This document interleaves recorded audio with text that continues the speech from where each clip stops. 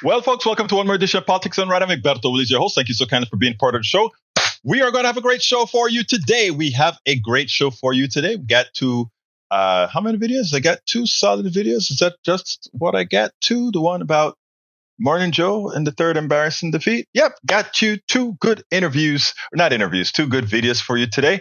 But we also have some other subjects to cover. So let's go ahead and get started. Welcome aboard, la señorita Bridge MCP. Welcome aboard, my brother Paul Fleming from Atlanta, Georgia. Welcome aboard, Bridge, again from New York. Welcome aboard, Lee Grant from Montgomery County, Texas. Welcome aboard.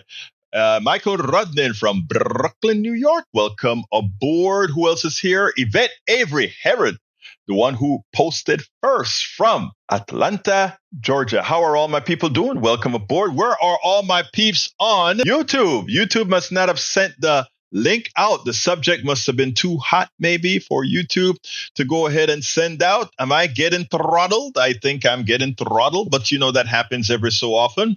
Shiva Las Vegas is in the house. Welcome aboard, Shiva Las Vegas. She said, happy Friday weekend, everybody. Well, happy Friday. Well, folks, we start. Michael Ronan says, Missouri Independent. Iowa Republican Mariette Miller Meeks, who voted for Jordan on the first ballot but opposed him on the second ballot, said Wednesday in a written statement that she'd received credible death threats and a barrage of threatening calls. One thing I cannot stomach or support is bullying, Miller Meeks said. She also voted against convicting Trump during the second impeachment over January 6th. So maybe not so much. You have to understand Republicans. Their goal is to punish outgroups. Suffering is the point. They never realize that the suffering will invariably affect them and theirs next. I love that you said that. Absolutely true. Bridge says, Jim Jordan drops bid for House Speaker. Republicans voted against keeping Jordan as their speaker designee by a margin of 86 to 112. That was in the secret ballot. That's why he actually lost, because the ballot was a secret ballot. Jordan then accepted the results. Yeah, can you believe the election denier finally had to accept the results, didn't he? All right, let's see. Lee Grant says, hey, y'all. Lee Grant, how you doing, my brother, my big brother? See you. Great seeing you. But he says, 2 Americans taken hostage by Hamas during the attack on Israel are freed. Judith Ranan, 59, and Natalie Ranan, 17, a mother and daughter from Illinois, have been visiting family in Israel when they were abducted by Hamas on October 7th, according to news interviews given by family members. Great to see them out.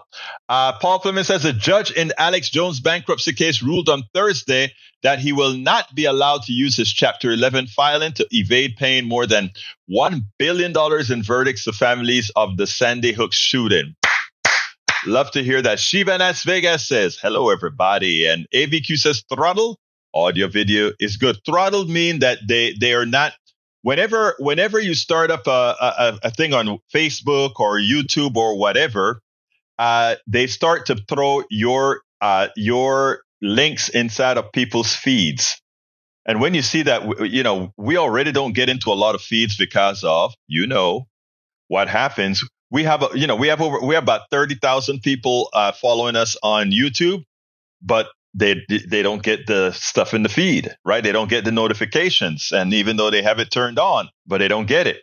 So when you have these interesting subjects, a lot of times they throttle you down to prevent you from getting larger coverage. But you can help that by starting to give me those thumbs up. So if you start giving me those thumbs up and those likes, the algorithm starts to, even though it has a piece pulling it back, you are pushing it up front, because it starts to say for the people who like it, it'll send it to people in your that are following you or that you're following. It said that both on YouTube and otherwise. So folks, give me those thumbs up. I only have 4. I need all those thumbs up on YouTube. I need the likes on Facebook. That'll help the algorithm immensely. So let's go ahead and get those thumbs up. I still see it at 4. Who's going to go ahead and say, we'll give a better to that thumbs up? Give me that thumbs up on YouTube. All right. Continuing, Paul Fleming says, lawyer Kenneth Chesebro pleaded guilty to a felony on Friday just as jury selection was getting underway in his trial. Charges accusing him of, I didn't know that. Did that make it over the news? I didn't see that one. Charges accusing him of participating in efforts to overturn Trump's loss action. He's the third co-defendant to take a deal. Wow. I heard about Cindy Powell, but I didn't hear about Chesbro. I thought he was going that they were meeting and picking a jury. I guess I stand corrected. Eric Hayes says, here is Ukraine idea that correlates to your lingo. How about Europe pay their fair share? Kind of like how progressives say rich pay their fair share. Europe is paying their fair share, brother. Europe has a lot less people, and Europe provided them airplanes. Europe provided them a lot of stuff that we weren't providing them while we were here fighting. So come on. Again, they're doing their part as well.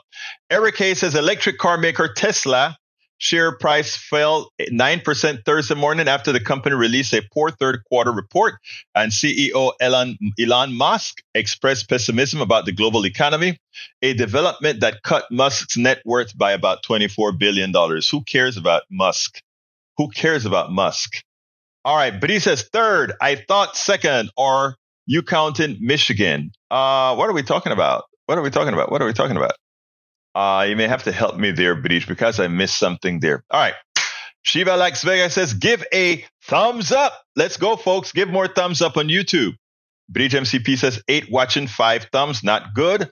And 8 watching is terrible. Come on, folks. Let's go ahead and share this stuff so more people will be able to see us. Go ahead and get the link from the YouTube link. Throw it up on your Twitter. Pass it along.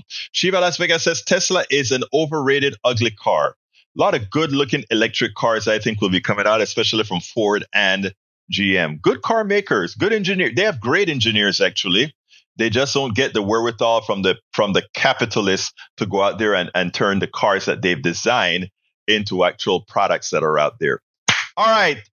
Okay. I have some stuff that I'm going to talk about, terrorism, etc., a bit later. But what I want to do is go ahead and start the program with, before we go into Israel, let's go to Jim Jordan, because Jim Jordan got the embarrassment of his life. So let's go ahead and do that now, because I love, first of all, how our side went ahead and introduced Jeffries, and then we went ahead and defined who Jim Jordan really is. So let's go ahead and do that now, and you'll see it at the other side right this minute.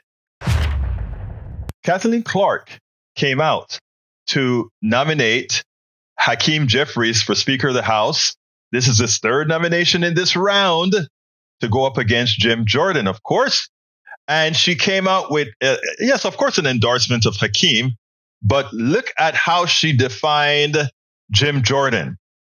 And I can tell you what, anybody who decided afterwards to vote for Jim Jordan on the Republican side, they have to go face their voters. But listen to what she had to say. Luckily, they voted him down once again. But I thought this was marvelous, and this is a speech that probably should be used for anybody who decide to go up against Jim Jordan. They elect a new representative in every district every 2 years.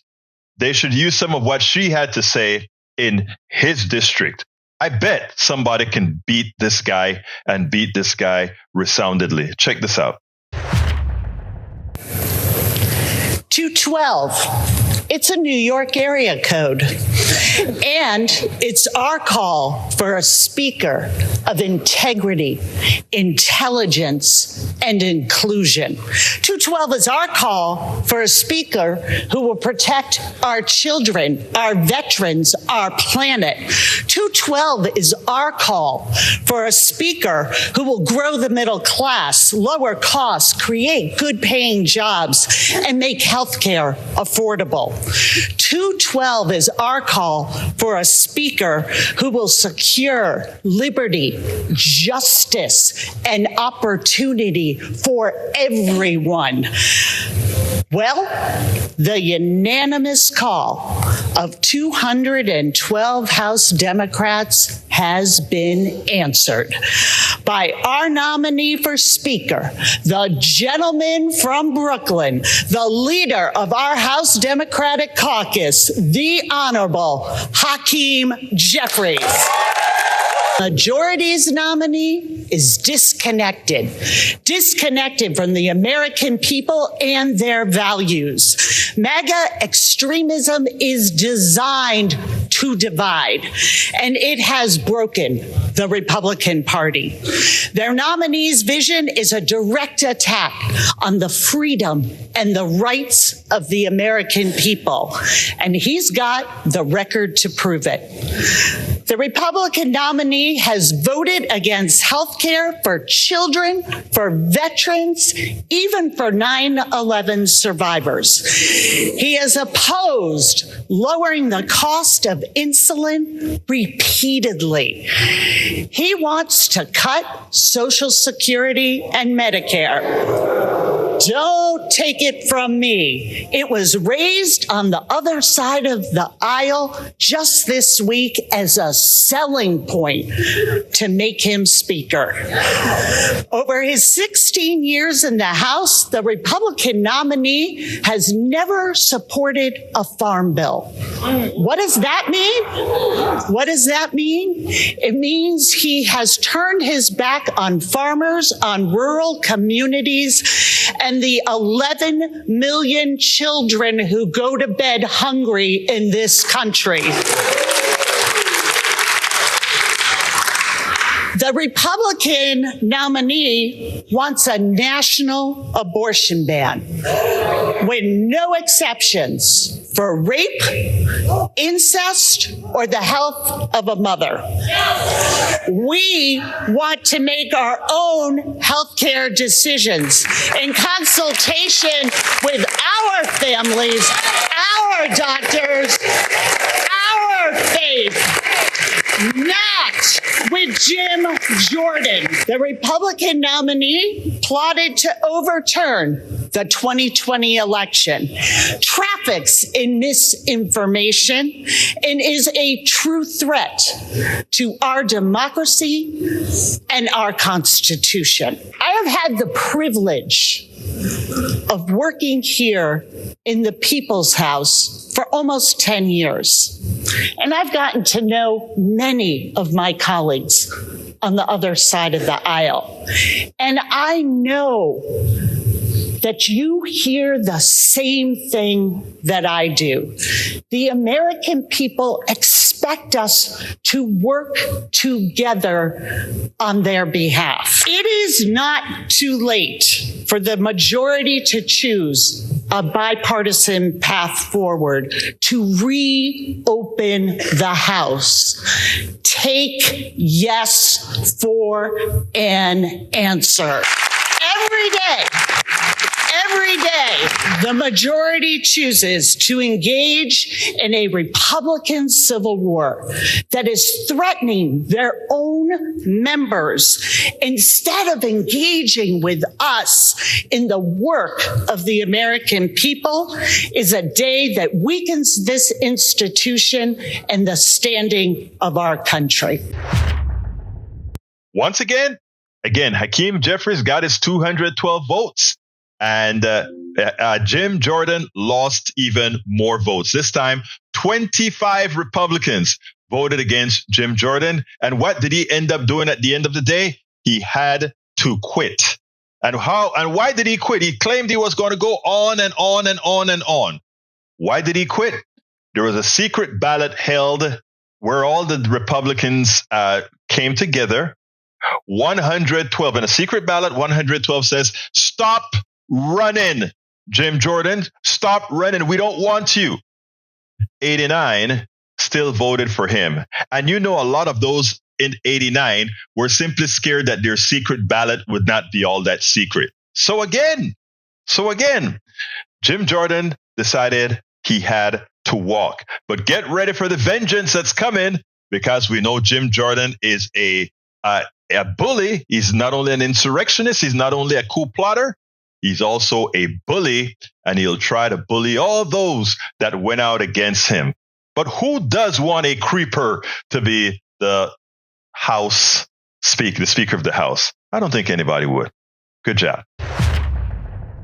We spend a lot of time deconstructing the news, trying to parse it into a form that everybody can understand. We try to find those little nitpicks where it flies above the fray, etc.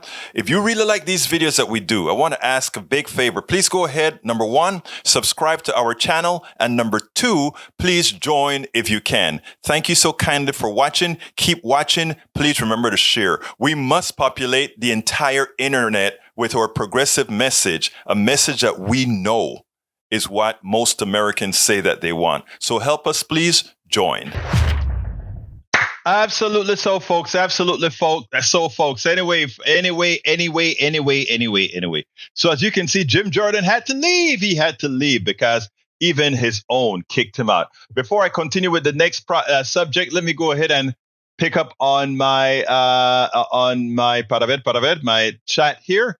Bridge MCP says President Biden announced today that the United States is providing $100 million in humanitarian assistance to the Palestinian people in Gaza and the West Bank. This funding will help support over 1 million displaced and affected people with clean water, food, hygiene support, medical care, and other essential needs. The United States provides humanitarian assistance through trusted partners, including the UN agencies and international NGOs.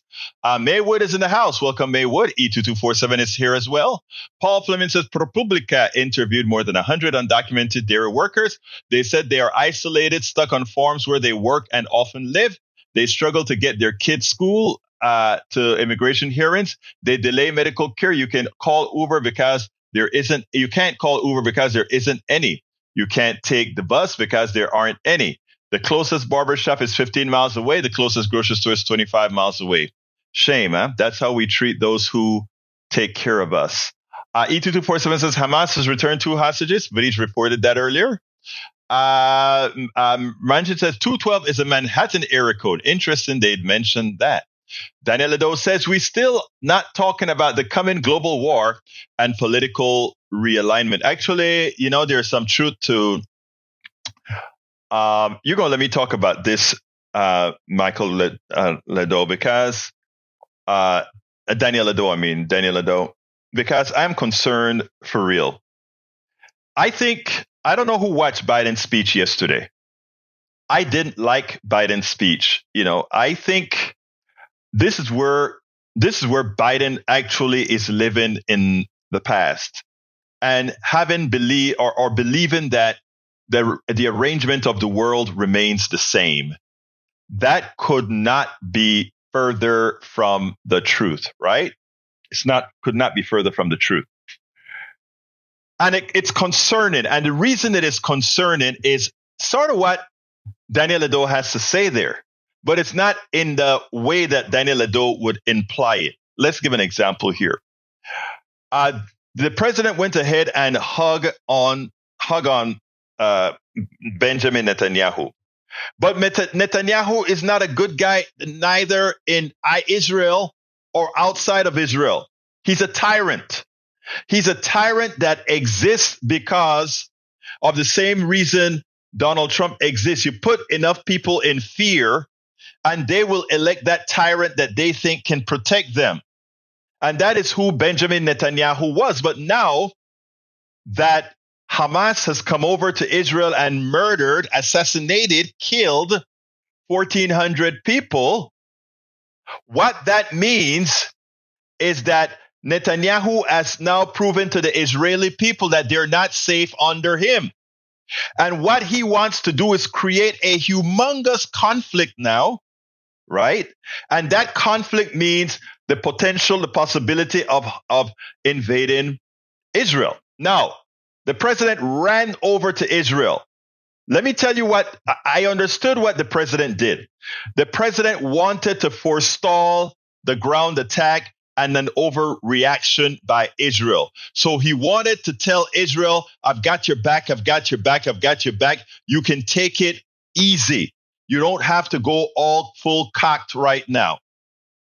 But in the process of doing that, his wordiology, in my humble opinion, was horrendous. Because what he should have done is presented himself to the Israeli people. Yes, he has to do it via Netanyahu to let them know that they have the backing, because having the backing of the United States give them the good feeling that they can rid themselves of Netanyahu, who they think right now, and as much as he's a tyrant, he's sufficiently strong to fight back against those who they consider terrorists against them.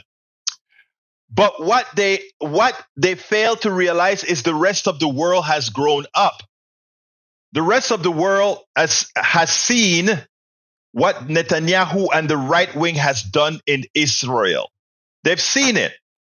They've seen the settlements that completely dot all the areas that are supposed to be Palestinians, the occupied territory. They've seen that. They've seen Palestinians kicked out of their homes. They've seen that. They've seen the army commandeer homes legally by legal Israeli law. They've seen it. They have seen all these things that the right-wing government in Israel has done. They have seen the bombing that they've done indiscriminately in the prison called Gaza, the open-air prison called Gaza. The rest of the world have seen all of that. So when you see it, when the rest of the world sees that, wait a minute, we have for every dead Israeli, whether by terrorists or war or whatever, there are 10 to 27 times more Palestinians. They start to realize that reality doesn't match the American narrative, the Israeli narrative. So if you go on to TikTok or you go on to YouTube, where it's the only place you can get history, unfettered history, not going through the fear that many on mainstream media has. See what they've done to Ayman Mohyeldin, Ali Velshi, and Mehdi Hassan. They've kind of not given them the opportunity to really go out and tell the story as it is right now. And this goes throughout the entire media, not Western media, but American media and some Western media. It's not the same world. So they understand it. So when we hold on and hug Netanyahu instead of hugging the Israeli people and the Palestinian people, what happens then is it seems like we are taking the side of the tyrannical Netanyahu. And all the hate that goes on to the tyrannical Netanyahu goes on to the American people and to the American president that has hugged Netanyahu. And with that come on to us all. So all of our lives are in danger now.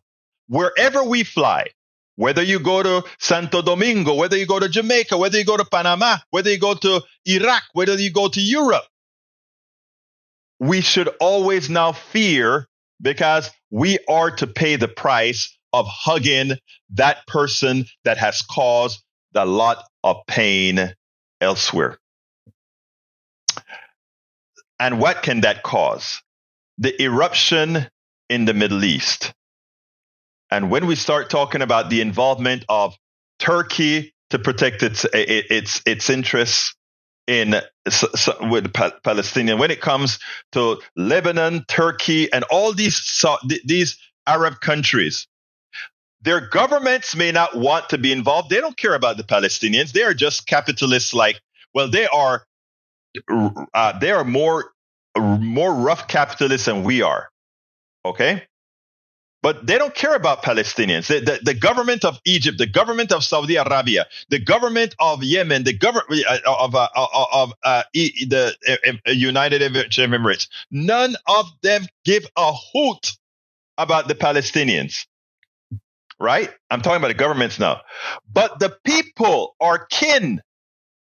The people share camaraderie.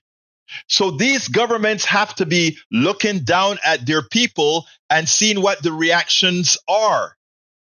And we, as Americans, via President Biden, has given them ample reason to show that we are locked and step with Netanyahu. And that's a bad thing. And that could erupt the entire Middle East.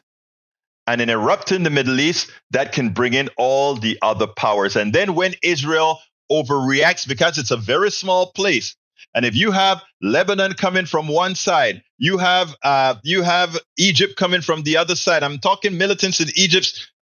We could get a very nasty scenario. There are no innocents here. Anyhow, let me continue. So Daniel Edo, a clock is right twice a day. Even a dead clock is. Okay. Alistair Waters said, "Did you hear that, Mike Cisak?" I don't know what we're talking about, Alistair. Michael says, "So, what's the Republican next move? Allow Patrick Henry?" Nope, they're not going to allow Patrick Henry, I don't think. Patrick Henry, the House Speaker, into a permanent position. Allow Hakeem Jeffries, the Speaker position. Nope. Go with their preferred obstructionist position. I mean, most Democratic positions have supermajority polling support, so that would work if the GOP had no one better. Do they have anyone that can unify? No. Mike Cisak says, "There goes the fascist statements by the left again." Bridge MCP says, "They went home for weekend, Michael, and will start over on Monday." Paul Fleming says, "Does Sidney Powell want to run the risk of sentence of 5 to 12 in Georgia prison? Nope. Or might she decide it's time for her and the loosest?" Alistair Waters is on the air. Come on in, my dear Alistair. Talk to me. Hey, brother. Okay. What I was referring to Mr. Mike Cisak was there was during the speech on the House floor, the lady that was doing the addressing, I didn't get to listen to all of it. Yes, Stephanie Clark. Yeah. Who voted against farmers and being able to run their crops and things like that, and people starving because of it? It was Jim Jordan. Yes, it was. It was the right. And the majority of those that vote against small business and not the corporate farms, because those are always covered under their tax breaks and other BS like that annihilates the small farm. Yes, ma'am.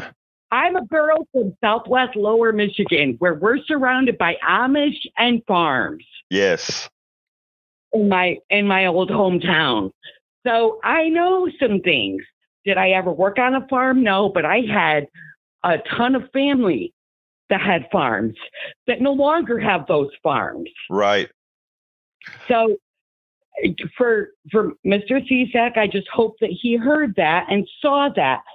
And it was the Democrats that tried to keep them going because they know. I just wanted to point that out. And you know what? First of all, I am so happy, Alistair Waters, that you called in to make that comment, because it is so important. Most of the policies that are out there supporting right wingers and everybody else, these are policies that are rendered by Democrats, right? And Republicans go and they cut the ribbons when they're building the distillery, or they cut the ribbons when they're doing all these other things. But the reality is, most of these policies that support the poor, that support the farmers, that support the middle class, we can actually show where these are Democratic policies. So you're right. Correct. You're absolutely right. Thank you, Alice. So you have a good rest of your weekend, my dear. Y'all too. Everybody stay safe and blessed. Absolutely. Anyway, folks, that was Alistair Waters. Let's see what else we got here. Michael says, Paul thinks that, heads up, New York, Kenneth Chesbrough, a lawyer criminally charged in Georgia for the role in what prosecutors describe as a conspiracy to overturn the 2020 election in favor of Donald Trump, accepted a plea deal on Friday, becoming the third of 19 co-defendants to plead guilty in the wide range of criminal racketeering indictment. Let's see, Mr. Trump. The plea, Mr. Chesbrough, 62, came a day after Sidney K. Powell, another Trump-aligned charge. What did he cop for a misdemeanor or a felony? Accept the plea deal becoming. Let me know if it's a misdemeanor or a felony. Paul Fleming says the IRS has collected 160 million in back taxes this year by cracking down on millionaires who haven't paid what they owe. The agency said Friday only 160 million. I would hope it would be 160 billion because I think it's like 600 billion a year that they don't pay. It's ridiculous. It's a ridiculous number. Mike Cisak says, Bridge MCP, if you knew the truth and facts, you wouldn't be a leftist. Oh, poor Mike Cisak. Mike Cisak is still, I love you, Mike, but you're Alistair Waters says Jordan is a tyrant. Yes, he is in training. But Yvette Avery Harris said, great speech. Number 212. Exactly, Yvette. Bridge MCP says both of the lawyers who plead guilty must not engage with any other defendant and have to turn over everything they have. Lee Grant says we really should be talking about how we may be heading into World War III with Biden at the helm. Actually, with any American president at the helm, with them trying to be hugging Netanyahu, I am sorry, but what can I say, Lee Grant? I'm not going to argue about your statement at all because I am concerned, just as you are, that we're going into a place we don't want to be. So I see that. Let's see, replying to Paul Fleming, Michael says, million, the 50 rich tax treats over trillions. Exactly right. Mike Cisak says, Lee Grant, they don't want to because it would highlight the money laundering they are doing with the military complex.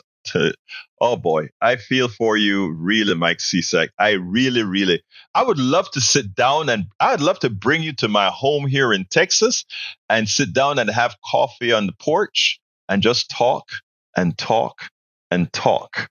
Michael Rodriguez says a note to Paul's article, Voice of American News. The Biden administration says wealthy Americans withhold more than $600 billion. That's what I thought it was in unpaid from the Treasury every year. And it's proposed a detailed plan to bulk up the Internal Revenue Service enforcing arm in an effort to increase tax compliance among high net worth individuals.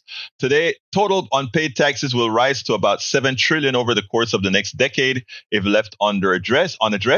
Roughly equal to 15% of taxes owed. A report issued by the Treasury Department on Thursday said these unpaid taxes come at a cost to the American household and compliant tax maker as policymakers choose rising deficits, lower spending, unnecessary priorities. Exactly. Paul Fleming, the hug was for votes at home. I know, and that's shameful.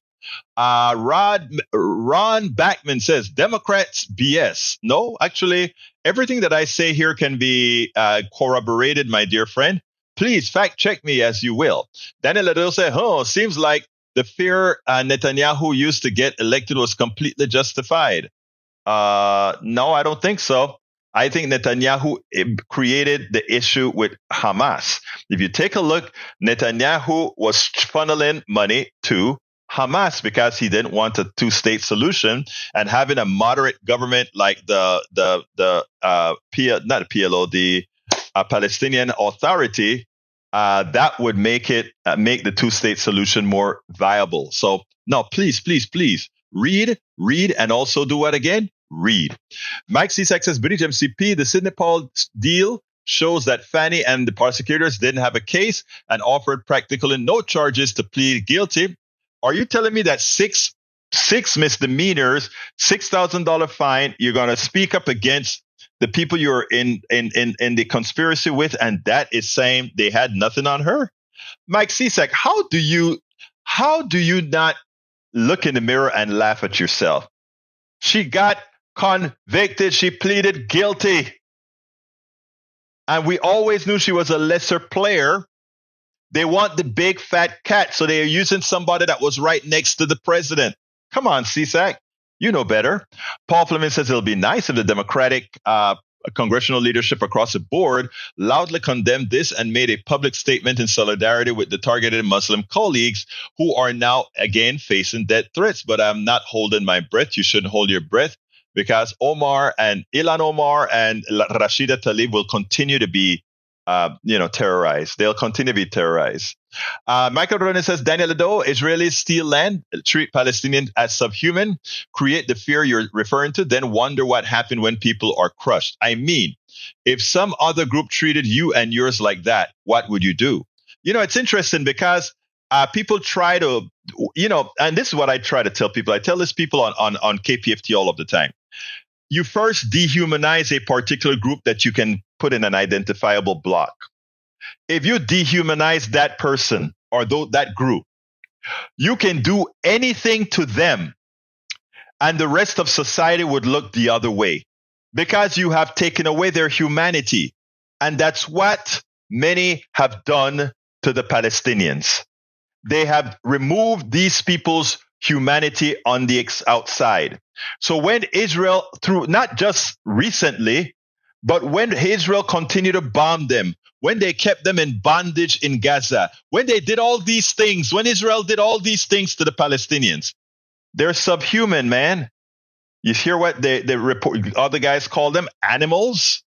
So if you have the rest of the world or a portion of the rest of the world thinking that way, you can get away with doing anything. You can even get a hug from Dr. Biden. You can even get a hug from President Biden. You dehumanize people. It's the same thing that gets done to black people here. We dehumanize, we make black men look like somebody you should fear. We make white people scared of black men. We make white people scared of people of color. And what that does is you then have control of those people's minds. The ironic thing about it is our history, for if we were critically thinking people, again, I repeat, if we were critically thinking people, white people, my brothers and my white brothers and my sisters, would never fear black people. After all, black people were in bondage in this country. The Indians were annihilated.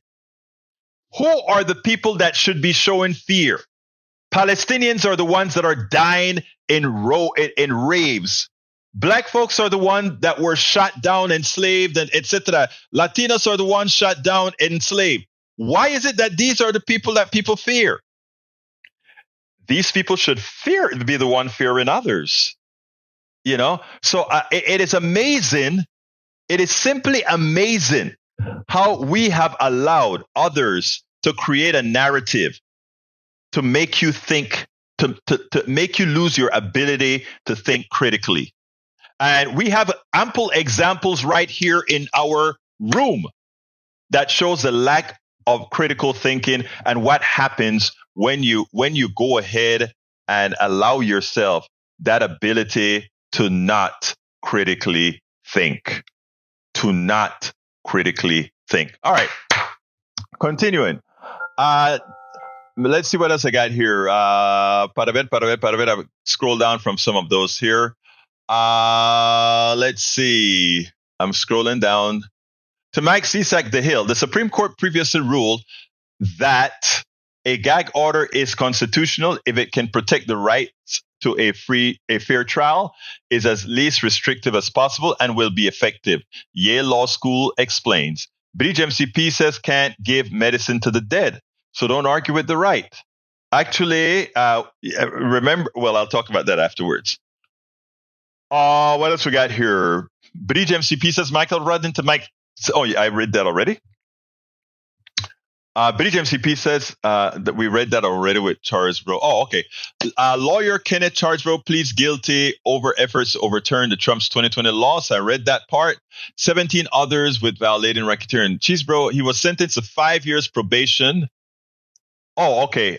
He entered her own guilty plea 6 misdemeanors. In Chesbro's case, he was sentenced to 5 years probation and 100 years of community service and was ordered to pay $5,000, write an apology letter, residence, and testify truthfully at any future trial.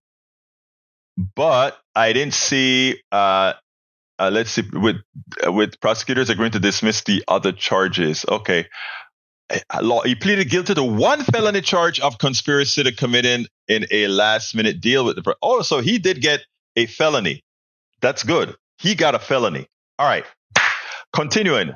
Paul Fleming says Republicans blaming Democrats for not being able to clean up air on. It's like blaming. I got you, Tina. I got you.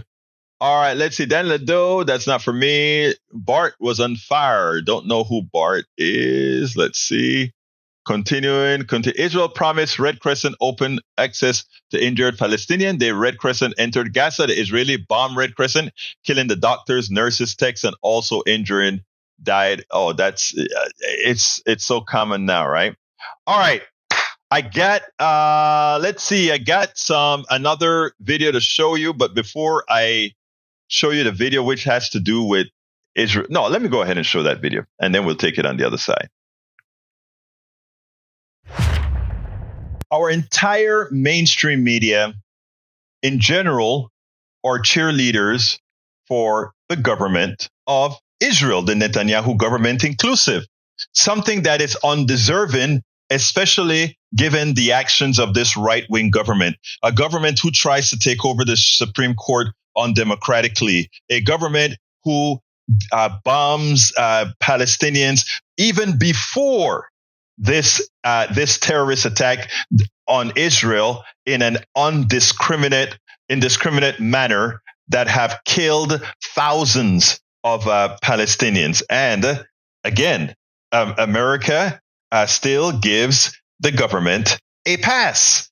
And they do so for the fear that going up against a government that is doing wrong is somehow going to make the United States seem or fall for the anti-Semitic trope, which is really something one need not be concerned about, because again, we are a strong supporter of the Jewish state. I mean, I have some issues, and I learned recently from a friend that most states, in fact, have a preferred religion. So I learned to accept that a Jewish state can be a Jewish state without being an apartheid state. I learned that a Jewish state could be a Jewish state without being undemocratic. There are rules within a constitution that can defend against that. I should have known that, but I can't. I learned that after speaking at length with one of my great Jewish friends. But the Netanyahu government is a disaster. All the issues that's afflicting right now in Israel can be based specifically on the right wing in Israel, from building settlements that create angst among the people because, again, they're taking people's lands, to many other issues. They have created an environment of evil. They have created an environment where warring factions can come out. They grow. They have allowed the growth of terrorism. And again, we can look at the numbers of dead people, even in this last event. The horrendous 13 or 1,400 dead Israelis, and that so far turned into over 4,000 dead Palestinians. Now, that said, this morning I'm watching Morning Joe, and they asked a reporter, I think she's from the New Yorker, if I remember correctly, why is it that Western Europe, many folks on the left, and many other countries, universities, what is their problem? Why is it that they're not just coming and giving Israel, the Israeli government, a wholehearted support? Why not? And I want you to listen to what the New Yorker reporter had to say. And then I want you to listen to how quickly Morning Joe moved it along. They didn't ask her any follow-up questions, just moved it along. Check this out, and then we'll take it on the other side. Susan, I'm really curious about your take on where are the voices from Europe vis-a-vis Israel? It's been a deafening silence. We really haven't heard anyone. We haven't heard Japan speak out. We haven't heard South Korea speak out. We haven't heard any of the European countries express strong support for Israel. What's going on politically in these countries that have silenced some of our best friends and allies across the globe? This is a really interesting question, Senator. First of all, there was a visit by the German Chancellor Olaf Scholz to Israel just the day before President Biden. And it caught my eye because it was such a remarkable moment. His airplane came onto the tarmac at Ben Gurion Airport at the exact moment there was an air raid going off, missiles being fired toward Tel Aviv, I believe. And he was evacuated from the plane. His delegation was shown lying flat on the ground at the airport in Israel. So, there have been some signs of support, and there have been some other visits by leaders to Israel, not just President Biden. But I think your observation is broadly speaking correct, because this crisis doesn't come out of nowhere. It comes after years of, I would say, increasing kind of polarization around the subject of Israel, especially, but not exclusively in Europe. We look at, this is true on American campuses as well, among the American left, a real concern that Israel's hard right policies toward the Palestinians had alienated many supporters of Israel. And that's the political situation that Israel is facing right now, a sense that years and years of not listening to many of its friends when it came to pursuing really divisive policies towards the question of the Palestinians, that Netanyahu didn't want to listen. That he chose to pursue a policy of pretending that it was under control, not listening to those who risked that Israel was at risk of becoming an apartheid state. And I think that's one of the reasons that those who are friendly voices are not speaking up as loudly on behalf of Israel as many in the United States, Democrats and Republicans, would want them to. The New Yorker Susan Glasser, thank you very much for your insights this morning. And coming up on Morning Joe. Was that a figment of my imagination, or was that obvious that we don't want to talk about it anymore? Once apartheid was used, associated with the Israeli state, once those two were put into place, they wanted to move on. Because if you ask the question, what defines apartheid and what defines terrorism?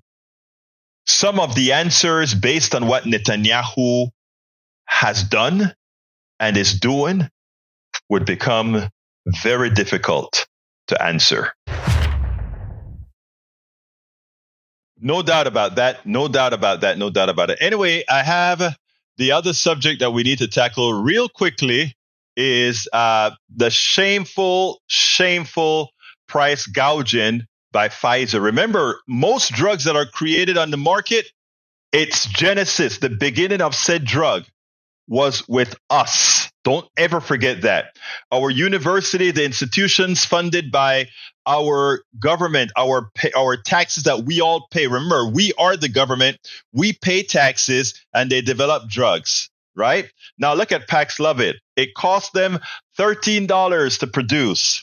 $13 to produce if the 5-day supply of that drug. And now Pfizer is going to be charging $1,390. The consumer watchdog Public Citizen on Thursday excoriated Pfizer after the pharmaceutical giant announced it would more than double the price of a life-saving COVID-19 treatment, which will soon sell for an estimated 100 times the cost of production. Pfizer said Wednesday that it will price its patented COVID treatment, Nirmatrelvir, also Ritonavir, sold under the brand name Paxlovid, at $1,390 for a 5-day course. Researchers Melissa J. Barber and Centaurus Gotham recently estimated it's cost Pfizer $13 to produce 5 days worth of the drug, which is taken in 3-pill doses. Pfizer's new price is an estimated 100 times the cost of production, Peter Mayabardak, director of Public Citizens Access to Medicine program, said in a statement. It's also more than 2.5 times the federal government's purchase price for the Paxlovid. The government has bought and distributed the antiviral drug to the public free of charge since December 2021, and the U.S. Food and Drug Administration approved the treatment. Starting next year, Pfizer will sell Paxlovid directly to health insurance companies. Pfizer has made tens of billions in Paxlovid sales, largely through major government purchases. Pfizer could choose now to support the fighting against COVID and ease treatment access by lowering its already inflated prices. Instead, Pfizer chose to double its U.S. price just as pandemic funding falters and the precarious winter viral season begins. This will strain health budgets and contribute to further treatment rationing. Shame.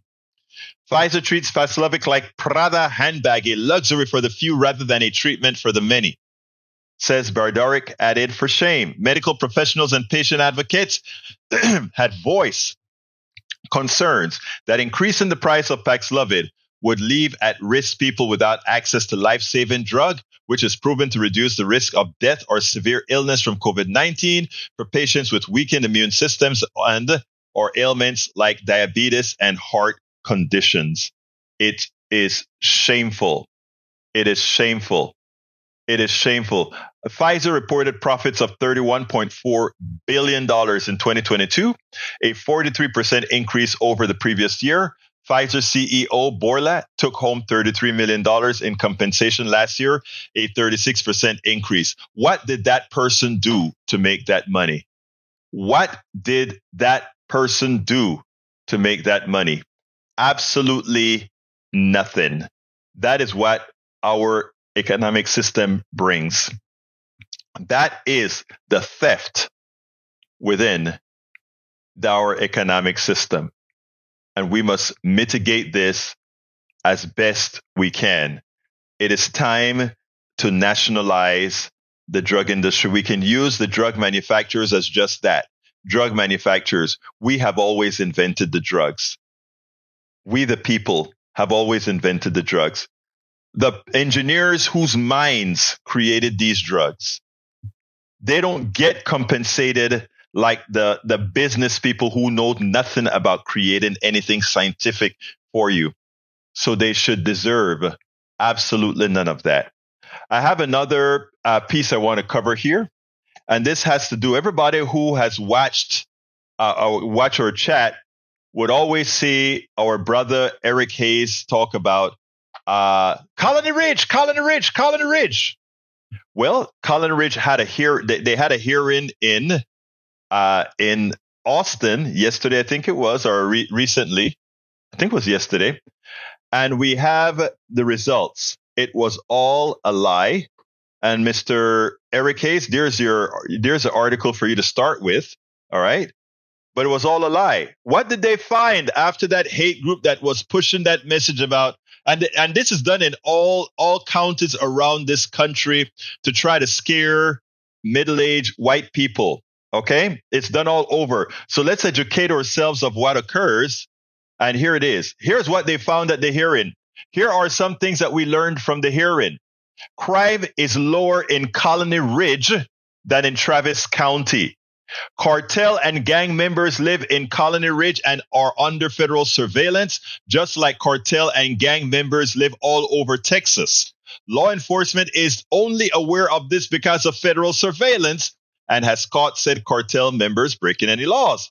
Liberty County is also home to a chapter of the Aryan Brotherhood. The sheriff said their biggest troublemakers legally were teenagers, which is no different than any other small town in Texas. The land developers followed all state, local, federal laws in developing the selling this land. This was at the hearing, so you can corroborate it. People who have bought land and moved into Colony Ridge have typically been lower income and credit and would not have been able to purchase a home anywhere else. Law enforcement is understaffed in the area, just as law enforcement is understaffed in counties all over Texas. Every Republican have claimed about Colony Ridge being an illegal magnet has been a lie. Here's what one Republican says. Why are we even here doing this? Representative Jay Dean asked at one point. The House members on the committee listened to all the witnesses and asked appropriate questions, and none of them seemed to understand why they were having the hearing. There is no real problem, and therefore there is no legislative fix. The taxpayers paid for the hearing, all based on right-wing lies and fear propaganda meant to scare nice old white GOP boomers over Mexicans. Early this week, the Texas Observer published another piece, and you should read this piece as well.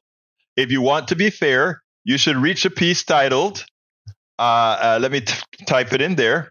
That's a piece from the Texas Monthly. Again, you must, Egberto, you see what Eric is doing in the chat? You have to understand that the far right don't give a damn about, no, I mean, this is not for Eric. This is for the people who have read Eric's lies, okay? So what we have here is everything that these guys try to make into an issue was a lie. And they got dummies to run with the story because, again, they knew they just had to hit the racist notion in a few people and they would take off with the story. And then when the story comes under real investigations, even Republicans run and say, why did you bring this here? Hell, it was even put together. The place is even being run by a Republican. So again, you have to be careful, folks.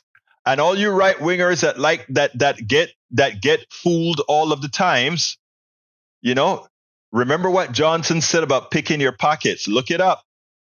Your pocket is so easy to pick by just playing on your racism and your prejudice. Because they know who you are, they are able to make fools out of you. This big, huge story about a Colony Ridge was nothing but a lie, and you fell for it. You should read the article. Don't keep putting junk in there, Eric. Read the damn article and read all the supporting information and watch the entire thing they did in Austin. Watch the hearings. That's what you guys wanted, a hearing. Watch the hearings and you'll get some truth out of it. You were fooled. They made a fool out of you. And I'm so sorry that after being made a fool of, you continue to attempt to justify that you were made a fool out of. Okay? You were made a fool out of. I'm sorry about that. Anyway, folks, please support the program. We are a program that is dependent on your support. We could not exist without your support. So please go to politicsdoneright.com/support. Again, that is politicsdoneright.com/support. And it gives you all the different options to support that you have to support this program. As you can see, we bring you additional information. We correct the mainstream media. We correct the right wingers who are snowed by people who undermine their intelligence justifiably. And that's what we attempt to do over and over again. We don't only do this program. We also have books. We also write a lot of blogs, etc., because we know the only way this country is going to change is if and only if we get the truth out to those who are willing to hear the truth. I want to ask you so kindly, those of you who have the wherewithal, please sign up for a newsletter. It goes out several times a week. You can get it at politicsdoneright.com/newsletter, politicsdoneright.com/newsletter, and become a supporter, a paid supporter, and it really assists in making sure we can continue to do the job. This is a 16-hour a day job, 7 days a week, and I do need some help. I need to hire a few people, but I can't afford to hire anyone right now until we get our supporting base 4 to 5 times what it is right now. So I ask you so kindly to go to politicsdoneright.com/support to find whatever way you want to support us, or become a paid supporter of our network, through our newsletter. Become a paid supporter of our newsletter by going to politicsdoneright.com/newsletter. As you can see, Eric is hyperventilating because the people he chose to believe have been exposed. They've made a fool out of him, and he doesn't know. I love the brother, but he doesn't know how to handle it. They made a complete fool out of him. Even the people at the hearing are asking, why the hell did you guys bring this crap here? Listen to the hearing and you'll understand. They made a fool out of him. Out of everybody who believed that story. Anyway, my name is Egberto Willies. This is Politics Done Right. And you guys know how I end this baby. I am what? Out. We spend a lot of time deconstructing the news, trying to parse it into a form that everybody can understand. We try to find those little nitpicks where it flies above the fray, etc. If you really like these videos that we do, I want to ask a big favor. Please go ahead. Number one, subscribe to our channel. And number two, please join if you can. Thank you so kindly for watching. Keep watching. Please remember to share. We must populate the entire internet with our progressive message, a message that we know is what most Americans say that they want. So help us, please join.